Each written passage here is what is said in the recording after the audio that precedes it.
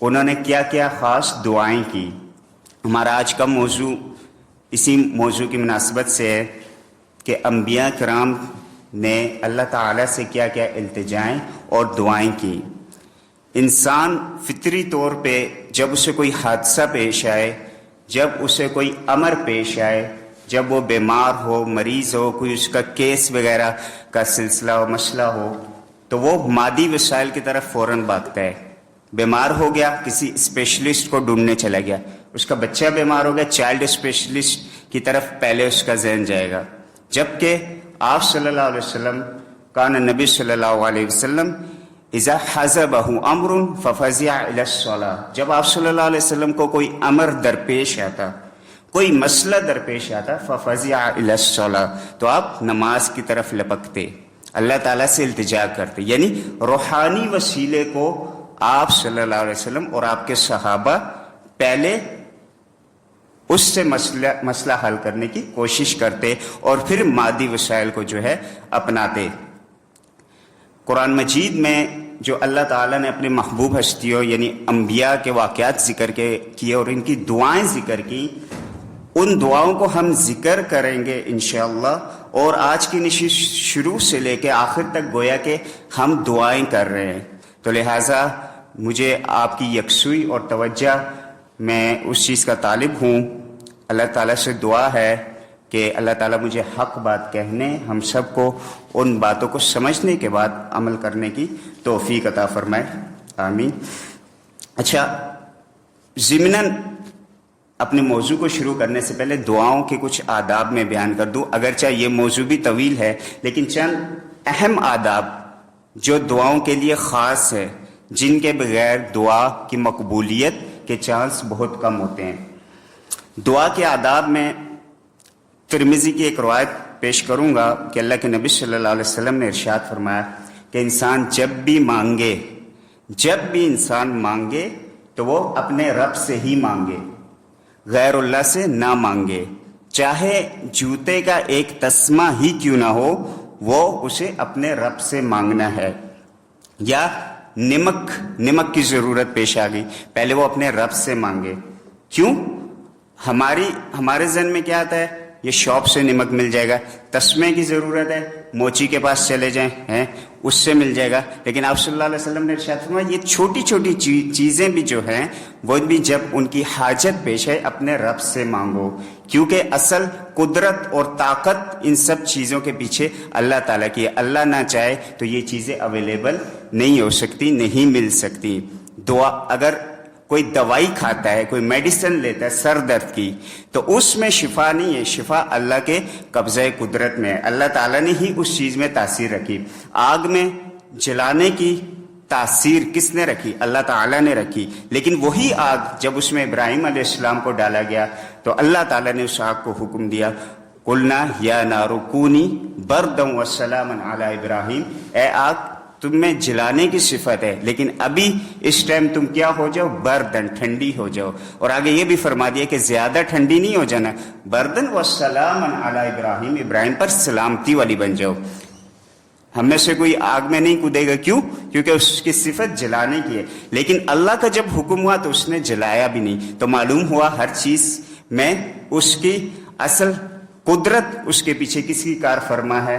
اللہ وحدہ لا شریک کی۔ تو لہٰذا ہر چیز سب سے پہلے ہم نے مادی وسائل کو نہیں دیکھنا بلکہ روحانی وسائل اور اللہ تعالیٰ سے مانگنے کی کوشش کرنی ہے، پھر اس کے ساتھ مادی وسائل کو اپنانے کی کوشش کی جائے۔ دعا میں سب سے پہلے اللہ تعالیٰ سے دعا مانگی جائے، غیر اللہ کے در پہ نہیں جایا جائے۔ سوال پیدا ہوتا ہے کہ غیر اللہ جو ہے وہ اللہ تعالیٰ کے قریب ہے، ہماری حاجتیں اگرچہ ہم اللہ سے مانگ رہے ہیں لیکن ان کے ذریعے مانگ رہے ہیں، کیونکہ وسیلہ، وہ ہمارے وسیلہ بنتے ہیں۔ مشرکین مکہ کا بھی یہی عقیدہ تھا، وہ کہتے تھے ہم ڈائریکٹ ان کی عبادت تھوڑی کرتے ہیں، ہم تو اس لیے ان کو پوچھتے ہیں یا عبادت کرتے ہیں کہ یہ اللہ سے ہمیں ملائیں گے، اللہ کا قرب حاصل ہوگا ان کے ذریعے۔ تو یہ بھی جو ہے یہ توحید کے منافی چیز ہے اور یہ شرک کی کیٹیگری میں آتا ہے۔ تو لہٰذا ان تمام چیزوں سے بچا جائے، اور وسیلے کی حقیقت بھی انشاءاللہ آگے میں پیش کرتا ہوں۔ اس کے علاوہ دوسرے نمبر پہ دعا میں اخلاص ہو۔ جب بھی ہم دعا مانگے تو کیا اخلاص سے دعا مانگے۔ جیسے سورۃ المؤمن میں اللہ تعالیٰ نے ارشاد فرمایا فَادْعُوا اللَّهَ مُخْلِصِينَ لَهُ الدِّينَ، جب بھی اللہ کو پکارو یا اللہ سے دعا مانگو، مخلصین لہ الدین، تو خالص ہو کے اس کو پکارو۔ ایک دوسرے مقام پر سورۃ البقرہ میں رب تعالیٰ نے ارشاد فرمایا وَإِذَا سَأَلَكَ عِبَادِي عَنِّي فَإِنِّي قَرِيب، کہ جب میرے بندے تم سے اے محبوب صلی اللہ علیہ وسلم میرے بارے میں سوال کریں فَإِنِّي قَرِيب، تو انہیں بتلا دیجئے، کیا بتلا دیجئے؟ فَإِنِّي قَرِيب، میں ان کے قریب ہوں۔ ہم وسیلے کیوں تلاش کرتے ہیں؟ شاید رب علیہ باللہ ہم سے دور ہے، تو ایسی بات نہیں۔ اور ہم دلائل کیا پیش کرتے ہیں کہ جیسے کوئی چیئرمین ہو، کوئی میئر آف دا سٹی ہو یا کوئی وزیر اعظم ہو، اس تک پہنچنے کے لیے ہمیں لوگوں کی ضرورت پڑتی ہے۔ وہ بڑا آدمی ہے تو اللہ تعالیٰ کی ذات بہت بڑی ہے، اس تک پہنچنے کے لیے ہمیں بڑے لوگوں کی ضرورت ہے۔ تو یاد رہے اللہ تعالیٰ کسی وسیلے کا محتاج نہیں ہے، کیونکہ اللہ تعالیٰ ایٹ اے ٹائم سب کو سن سکتا ہے، سب کی حاجتوں کو پورا کر سکتا ہے، جبکہ وزیر اعظم ہو، صدر ہو، کوئی بھی ہو، وہ ایٹ اے ٹائم سب کو نہیں سن سکتے۔ ایک کو سنیں گے، دوسرے کو بھی بلکہ نہیں سن سکتے، اور نہ سب کی حاجتیں ایک وقت میں پوری کر سکتے۔ اسی لیے یہ تمثیل بالکل صحیح نہیں ہے، لہٰذا اللہ تعالیٰ کسی وسیلے کا محتاج نہیں ہے، اور اللہ نے خود ارشاد فرما دیا فَإِنِّي قریب، میں قریب ہوں۔ دور ہوتا تو تب وسیلے کی ضرورت پیش پڑ سکتی تھی، لیکن اللہ نے فرمایا فَإِنِّي قریب اجیب دعوت الداعی اذا دعانی، مانگنے والے کی پکار جو ہے سنتا ہوں، پکارنے والے کی پکار سنتا ہوں، اذا دعانی، جب وہ مجھے پکارتا ہے۔ ایک دوسرے مقام پر ارشاد فرمایا وَنَحْنُ أَقْرَبُ إِلَيْهِ مِنْ حَبْلِ الْوَرِيدِ، کہ ہم انسان کی شہ رگ سے بھی قریب ہیں۔ اب اتنا قریب رب ہو اور ہم اس کے لیے وسیلے تلاش کریں کہ شاید دور ہے یا بڑے بڑے جو ہے پیروں فقیروں کے پاس ہے، تو یہ بالکل نازیبا بات ہے اور نامناسب، اور یہ توحید کے منافی اور یہ شرک کہلاتا ہے۔ اسی طرح تیسرے نمبر پہ دعا کی قبولیت کے لیے یقین اور بلیف ہونا لازمی ہے۔ ہم کسی ڈاکٹر کے پاس جاتے ہیں، چھوٹا کلینک ہے، اس کے پاس جاتے ہیں، اس سے کوئی میڈیسن لیتے ہیں، ہمارا فیملی جو ہے ڈاکٹر ہے، اس کی دوائی ہمیں لگ جاتی ہے اور ہم کہتے ہیں اس کی دوائی مجھے اثر کرتی ہے، جبکہ اس کے ساتھ ایک بہت بڑا سرجن ہے، بہت بڑا اسپیشلسٹ ہے اسی بیماری کا، اس کی دوائی جب ہم لیتے ہیں اس کا اثر نہیں ہوتا، اور ہم کیا عذر پیش کرتے، کیا کہتے ہیں کہ یہ جو ڈاکٹر ہے مجھے اس کی دوائی لگتی ہے۔ یہ ساری چیز کیا ہے؟ یہ بلیف ہے، یہ یقین ہے۔ انسان کا جس چیز پہ یقین ہوتا ہے اس کے ساتھ ویسا ہی معاملہ پیش ہوتا ہے۔ جیسے رب نے بھی ارشاد فرمایا انا ان ظن عبدی بی، میں لوگوں کے گمان کے مطابق ان سے پیش آتا ہوں، جیسا ان کا ظن میرے بارے میں ہوگا میں بھی ویسے ہی پیش آؤں گا۔ تو لہٰذا جب ہم دعا کر رہے ہوں تو ہماری دعا کی یقین اور قبولیت کے 100% چانس ہوں، ہمارا 100% یقین ہو کہ ہماری دعا قبول ہوگی۔ اگر 1% بھی کمی ہوئی تو دعا رد ہو سکتی ہے۔ اگر ہم نے یہ کہا کہ چلو دعا مانگ لی، ہو سکتا ہے اللہ قبول کر لے، تو ایسا نہیں چلے گا، بلکہ 100% یقین ہو میں نے مانگ لیا رب سے، میری دعا ضرور قبول ہوگی اور اللہ تعالیٰ یہ چیز مجھے عطا کریں گے۔ ترمذی کی روایت آپ صلی اللہ علیہ وسلم نے ارشاد فرمایا لا يقبل اللہ دعاء من قلب لاہن، اللہ تعالیٰ غافل دل کی دعا قبول نہیں فرماتے۔ آپ حضرات نے دیکھا ہوگا، ہم بشمول مجھ کے میرے نماز کے بعد اکثر جو ہے ہم سے یہ چیز ہو جاتی ہے کہ غفلت ہو جاتی ہے، اگر ہم دعا کے لیے ہاتھ اٹھاتے ہیں تو فارمیلٹی جیسے پوری کی جاتی ہے، مثلا ہاتھ اٹھائے ہوئے ادھر ادھر دیکھ رہے ہیں، یعنی دل غافل ہے، ہم کیا مانگ رہے ہیں یہ بھی نہیں معلوم ہوتا۔ تو ایسی دعا کا کوئی فائدہ نہیں، وہ اس کے بجائے ہم ذکر اذکار کر لیں وہ زیادہ بہتر ہے۔ تو لہٰذا اللہ تعالیٰ غافل دعا کی قبول نہیں کرتے دعا، ہمیں بھی جب بھی دعا مانگیں تو یکسوئی سے، خوشی و خضوع سے دعا مانگے۔ اب آتی ہے بات وسیلے کی، جو میں نے پہلے جس کی طرف اشارہ کیا۔ شریعت میں وسیلے کی 2 جو ہیں قسمیں ہیں، ایک تکوینی وسیلہ ہے اور ایک شرعی وسیلہ۔ تکوینی وسیلہ مادی وسائل کو کہتے ہیں۔ مثال کے طور پہ مجھے پیاس لگی، میں نے پانی پیا، میری پیاس اللہ نے بجھا دی۔ مجھے بھوک لگی، کھانا کھایا تو میری بھوک مٹ گئی۔ مجھے کہیں جانا ہے، سواری کی ضرورت ہے تو میں اس سواری کنوینس کے ذریعے وہاں پہنچ گیا. یہ کیا ہے؟ یہ تکوینی وسیلے ہیں، یا دوسرے آسان لفظوں میں مادی وسائل ہے، اور یہ ان کی اجازت ہے. اسی طرح کسی کو مدد کے لیے پکاریں، بھائی فلاں چیز مجھے پکڑا دو، تو یہ شرک نہیں ہے کیونکہ یہ مادی وسائل میں آتا ہے. دوسری قسم شرعی وسیلے کی ہے. دین اسلام میں، شریعت میں صرف 3 وسیلے جائز ہیں دعا کے طور پہ.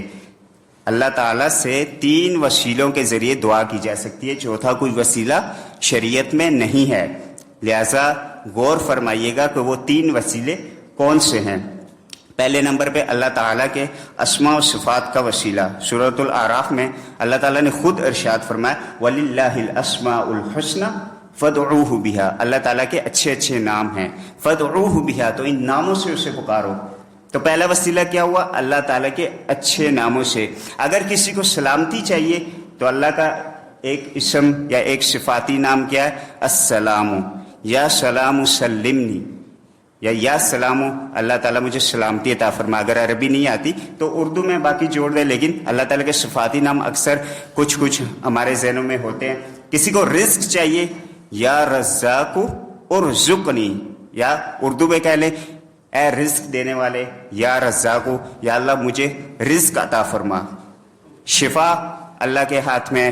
اسی طرح کوئی بھی حاجت ہو، اس کی مناسبت سے اللہ تعالیٰ کا نام ڈھونڈیے اور اللہ تعالیٰ کو اس نام سے پکار کے اللہ تعالیٰ سے دعا کیجئے، تو اللہ تعالیٰ انشاءاللہ دعا ضرور قبول فرمائیں گے.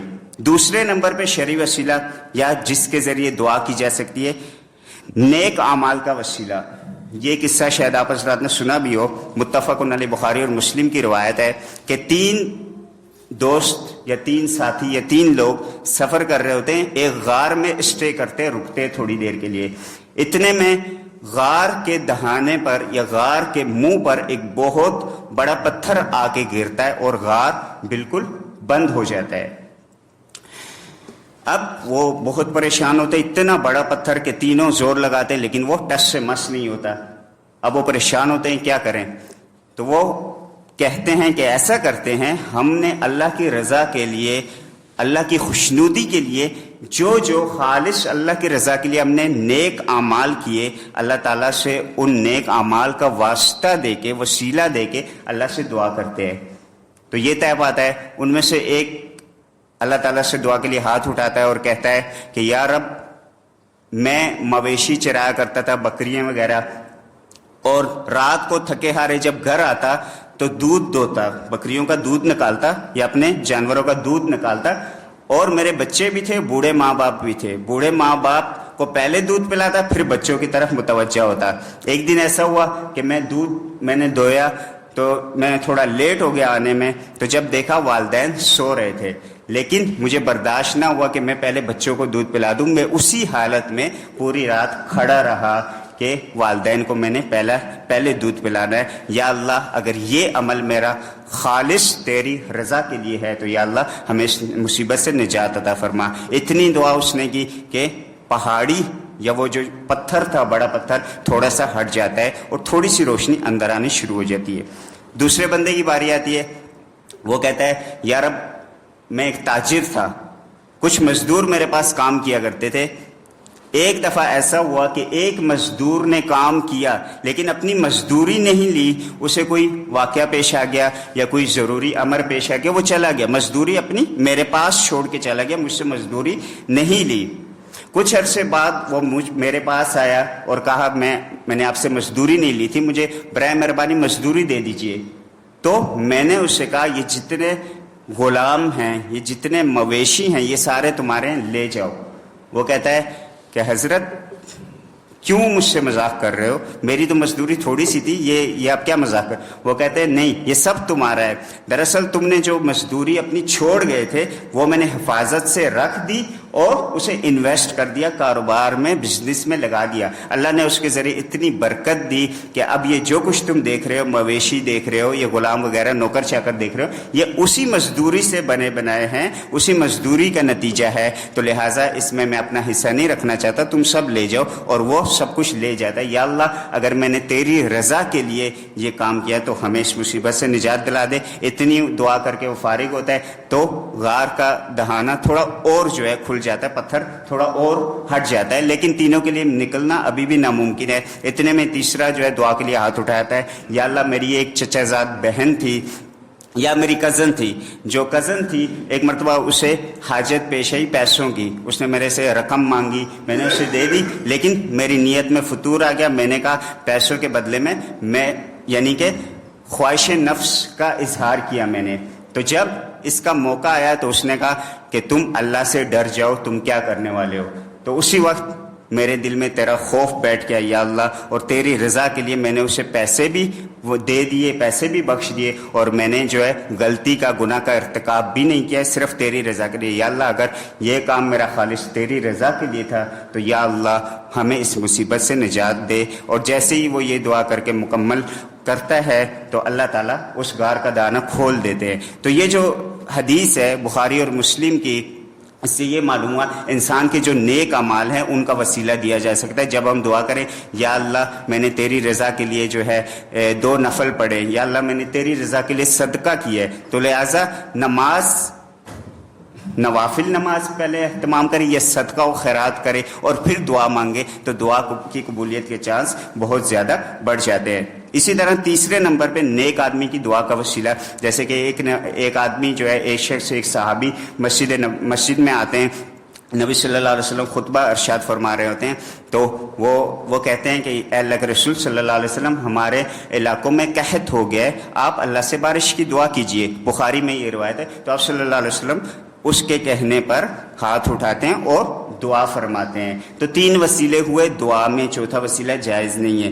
اللہ تعالیٰ کے اسماء و صفات کا وسیلہ، اپنے نیک اعمال کا وسیلہ، اور کسی نیک بندے سے دعا کا وسیلہ۔ اور ایک مسئلے کی بات یہ بھی ذہن میں رکھیے کہ نبی کا واسطہ دے کر یا کسی امام کا یا کسی ظاہر نبی سے بڑا صلی اللہ علیہ وسلم سے امام کون ہو سکتا ہے، تو کسی کا واسطہ دے کر اللہ تعالیٰ سے دعا نہیں کی جا سکتی، صرف اللہ تعالیٰ کے اسماء و صفات کا واسطہ یا وسیلہ دے کے دعا کی جائے۔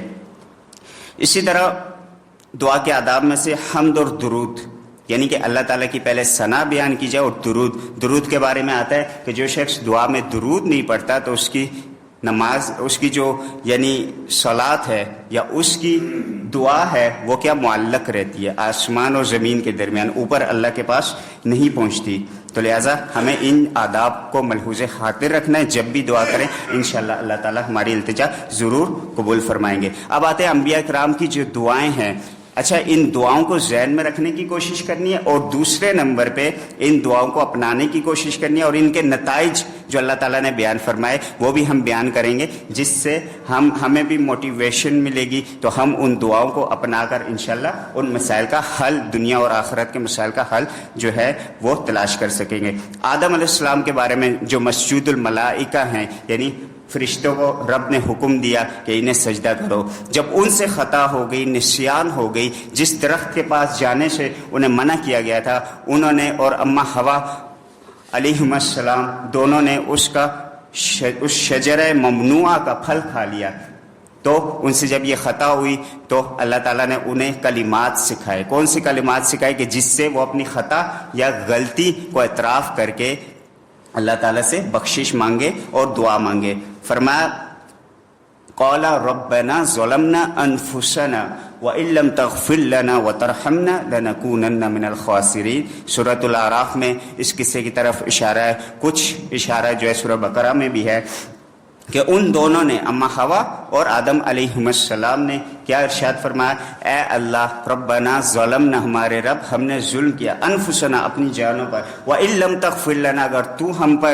ہمیں نہیں بخشے گا، وَتَرْحَمْنَا ہم پر رحم نہیں کرے گا، لَنَكُونَنَّ مِنَ الْخَاسِرِينَ تو ہم خسارہ پانے والوں میں سے ہو جائیں گے۔ یہاں پہ یہ بھی نقطے کی بات یاد رکھیے، جب بھی انسان سے کوئی گناہ ہو تو پہلے اپنے ظلم کا اعتراف کرے، کیا کرے؟ ظلم کا اعتراف کرے. ربی انی ظلمت نفسی یا ربنا ظلمنا انفسنا، اپنے ظلم کا اعتراف کرے، پھر اللہ تعالیٰ سے دعا مانگے. یہاں ایک مسئلے کی ایک اور بات جو ہے ضمناً میں بیان کرتا چلوں.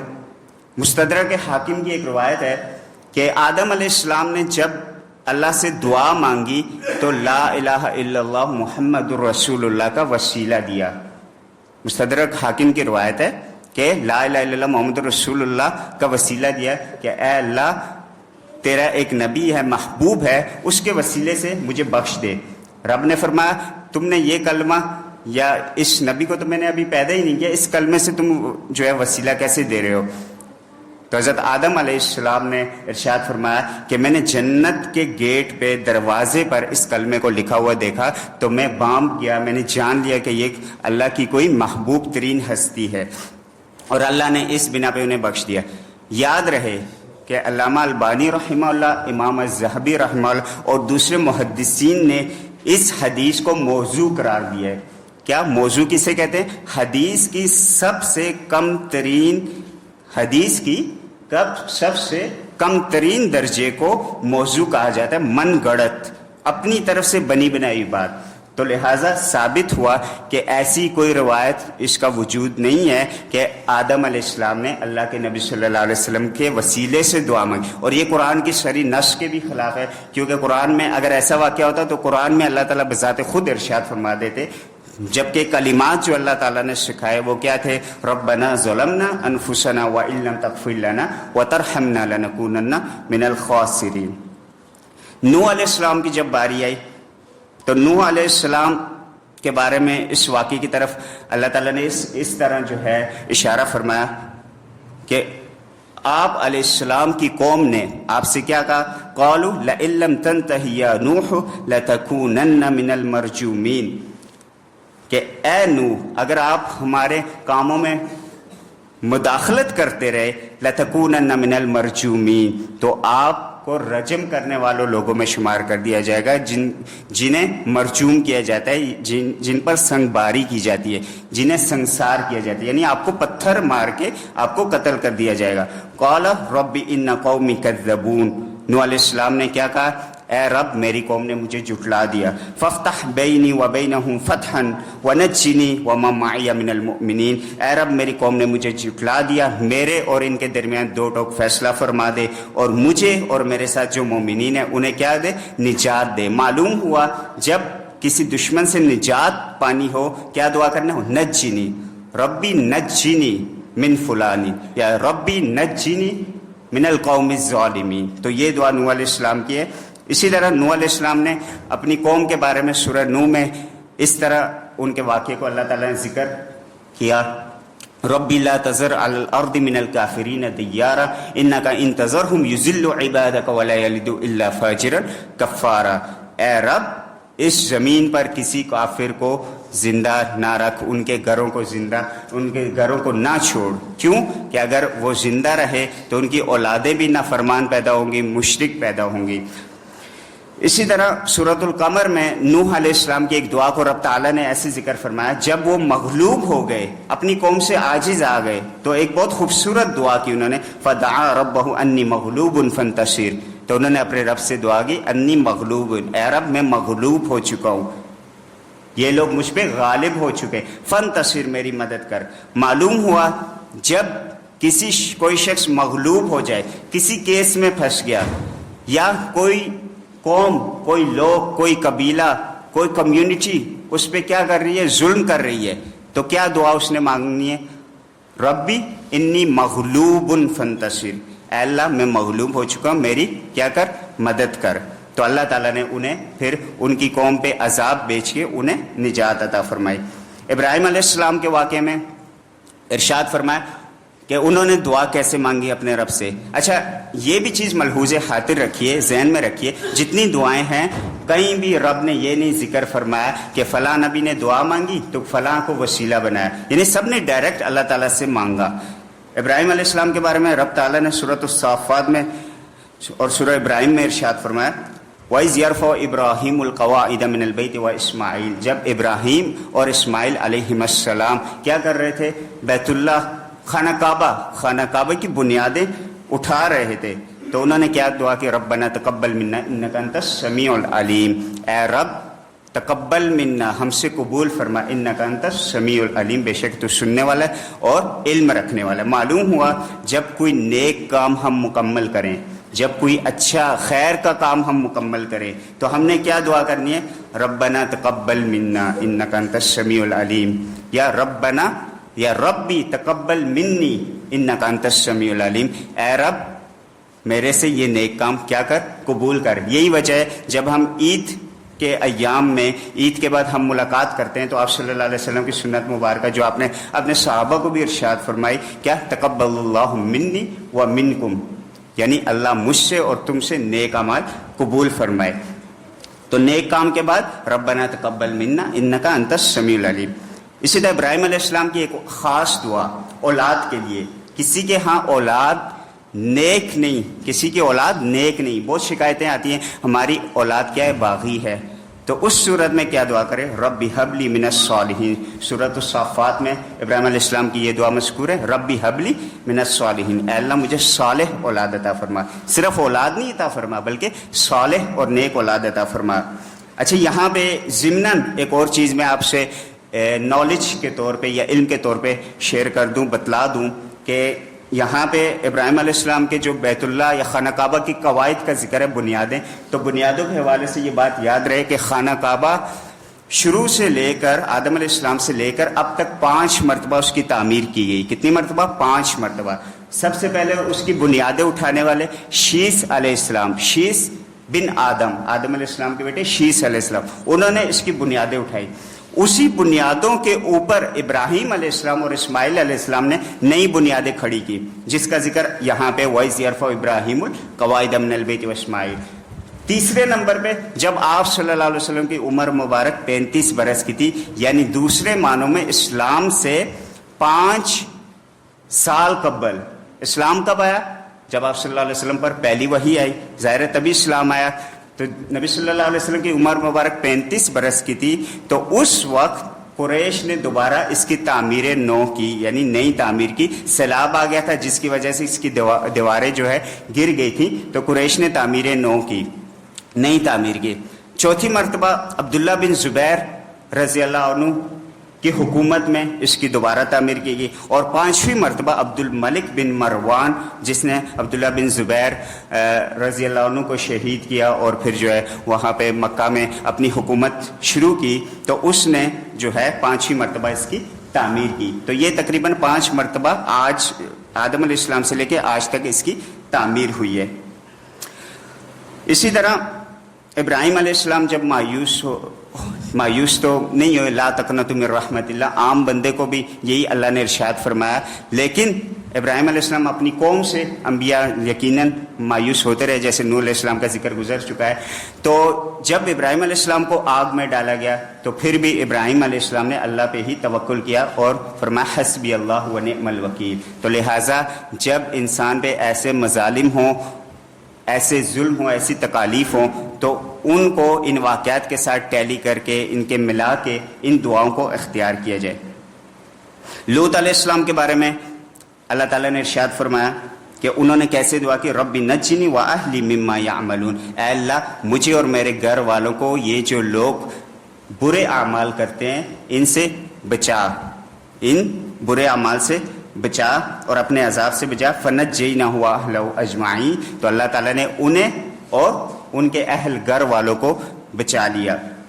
اسی طرح یوسف علیہ السلام کی ایک دعا توفنی مسلم والحقنی بالصالحین، یہ بھی عام دعاؤں میں ہم مانگتے رہتے ہیں۔ ایوب علیہ السلام کو لگ بھگ 18 سال اللہ تعالیٰ نے ابتلاءات اور آزمائش میں رکھا، ان کو بہت مال و دولت دیا گیا تھا، بیوی بچے ان کی فراوانی تھی، لیکن اللہ تعالیٰ نے جب ان پر آزمائش آئی تو اللہ تعالیٰ نے لگ بھگ 18 سال تک انہیں اس آزمائش میں رکھا اور انہیں ایک بیماری میں بھی مبتلا رکھا۔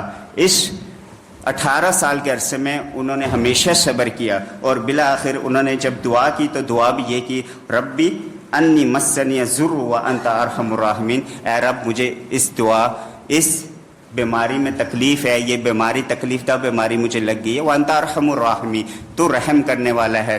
تو اللہ تعالیٰ نے آگے ارشاد فرمایا فَاسْتَجَبْنَا لَهُ فَكَشَفْنَا مَا بِهِ مِنْ ضُرٍّ وَآتَيْنَاهُ وَأَهْلَهُ وَمِثْلَهُمْ مَعَهُمْ، تو ہم نے اس کی دعا کو قبول کیا اور ہم نے اس سے 2 گنا بڑھا کے، یعنی اولاد کی جتنی فراوانی تھی، اولاد جتنی تھی اس سے دگنی اولاد دی، بیویاں جتنی تھی اس سے دگنی بیویاں دی، مال جتنا تھا اس سے بڑھا کے۔ یہ کس اجر کی بنا پر، کس چیز کی جزا اللہ نے عطا فرمائی کہ مصیبت میں انہوں نے کیا کیا، صبر کیا۔ جب انسان مصیبت میں صبر کرتا ہے تو اللہ تعالیٰ بڑھا چڑھا کے نعمتیں عطا فرماتے ہیں۔ یونس علیہ السلام جن کو ذوالنون کہا جاتا ہے، جب وہ اپنی قوم سے ناراض ہو کے، اچھا انبیاء کے بارے میں یاد رکھیے اللہ کے حکم کے بغیر انہیں کوئی قدم اٹھانے کی اجازت نہیں ہے۔ یونس علیہ السلام سے کیا نسیان ہو گئی، کیا خطا ہو گئی کہ ان کی قوم نے جب انہیں تنگ کیا تو اللہ کے حکم کے آنے سے پہلے ہی کشتی میں سوار ہو گئے اور اپنی قوم کو چھوڑ دیا، ابھی اللہ کا حکم نہیں آیا تھا۔ رب نے اس نسیان کی وجہ سے انہیں لگ بھگ 40 دن تک مچھلی کے پیٹ میں رکھا، اور آگے ارشاد فرمایا وَنَادَى فِي الظُّلُمَاتِ، یونس علیہ السلام نے ظلمات، اندھیروں میں، سمندر کا اندھیرا الگ، مچھلی کے پیٹ کا اندھیرا الگ، ظلمات میں یونس علیہ السلام نے کیا دعا کی، لا الہ الا انت سبحانک انی کنت من الظالمین، اے اللہ تیرے علاوہ کوئی معبود نہیں، سبحانک تو پاک ہے، انی کنت من الظالمین، بے شک میں ظالموں میں سے۔ ایک چیز آپ نے نوٹ کی ہوگی، آدم علیہ السلام کے واقعے میں بھی یہی ہے، یہاں پہ بھی یہی ہے، کیا انی کنت من الظالمین، جب خود غلطی ہو جائے تو اپنے ظلم کا اعتراف کر کے ہم نے دعا مانگنی ہے۔ اور اس میں ایک اور بات بھی نکتے کی ہے کہ جب انسان کو ہر طرف اندھیرے دکھائی دے، کوئی سوچ و بچار نہ آ رہی ہو، کہیں پھنس گیا ہے، اسے کوئی مادی سبب بھی نہیں نظر آ رہا، روحانی سبب بھی نہیں نظر آ رہا، تو اس صورت میں لا الہ الا انت سبحانک انی کنت من الظالمین یہ مجرب ہے، اس کا ورد کریں، لیکن ساتھ میں کیا ہے، صبر بھی کرنا ہے۔ وہ تو نبی تھے یونس علیہ السلام، پھر بھی ایک مرتبہ کہنے سے اللہ تعالیٰ نے مچھلی کے پیٹ سے نہیں نکال دیا، 40 دن تک مچھلی کے پیٹ میں رہے۔ تو ہم کیا کرتے ہیں، کوئی ورد کوئی وظیفہ کرتے ہیں تو فوراً کہتے ہیں اللہ نے میری بات نہیں سنی، اب کسی اور پیر کے پاس چلے جاتے ہیں، کسی دوسرے وظیفے کی طرف متوجہ ہو جاتے ہیں۔ ایسا نہیں، ساتھ میں صبر بھی کرنا ہے اور ان اوراد یا وظائف کو اپنانا بھی ہے۔ تو لہٰذا جب ظلمات ہوں، اندھیرے ہوں، کوئی سوچ و بچار ذہن میں نہ آ رہی ہو تو لا الہ الا انت سبحانک انی کنت من الظالمین کا ورد کیا جائے۔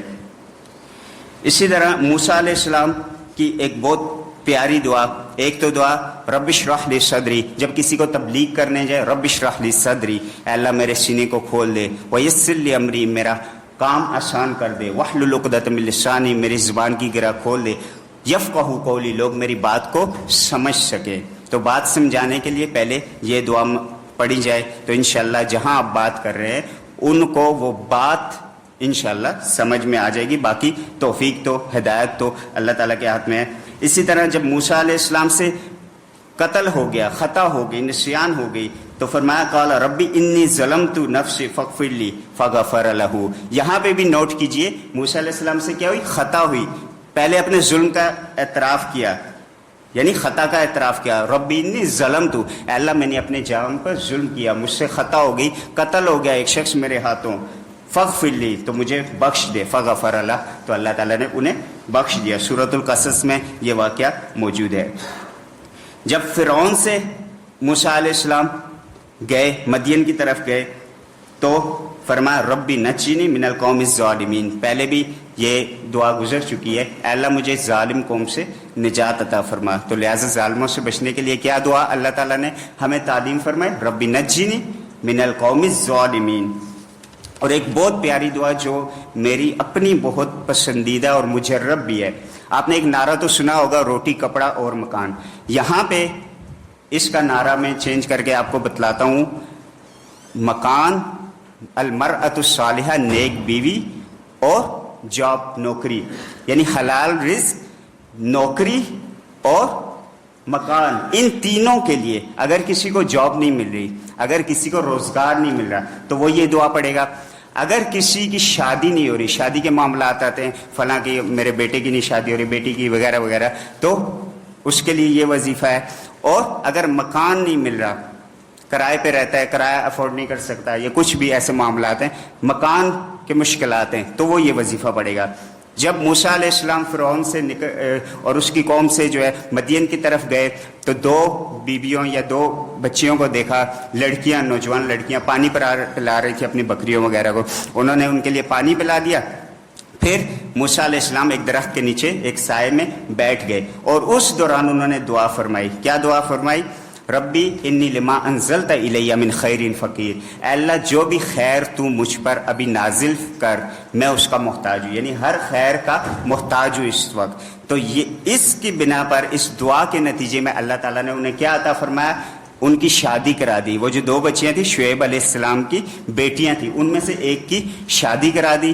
اللہ تعالیٰ نے ان کے مکان میں ٹھہرنے کی جگہ عطا فرما دی، اور انہیں جاب عطا فرما دی، یعنی کہ انہیں روزگار بھی عطا فرما دیا۔ اور روزگار بھی، سوال پیدا ہوتا ہے، ہو سکتا ہے یہ وظیفہ ہم کریں تو 1 مہینے کی میری جاب لگ جائے، 1 مہینے بعد مجھے فارغ کر دیا جائے، تو اس کا جواب بھی قرآن مجید میں ہے کہ 8 کم از کم کانٹریکٹ پہ آپ 8 سال یا 10 سال، موسیٰ علیہ السلام کے واقعے میں ذکر ہے 8 سال یا 10 سال حضرت شعیب علیہ السلام کے ساتھ ان کا معاہدہ ہوا کہ آپ میرے پاس 8 سال یا 10 سال کام کریں گے۔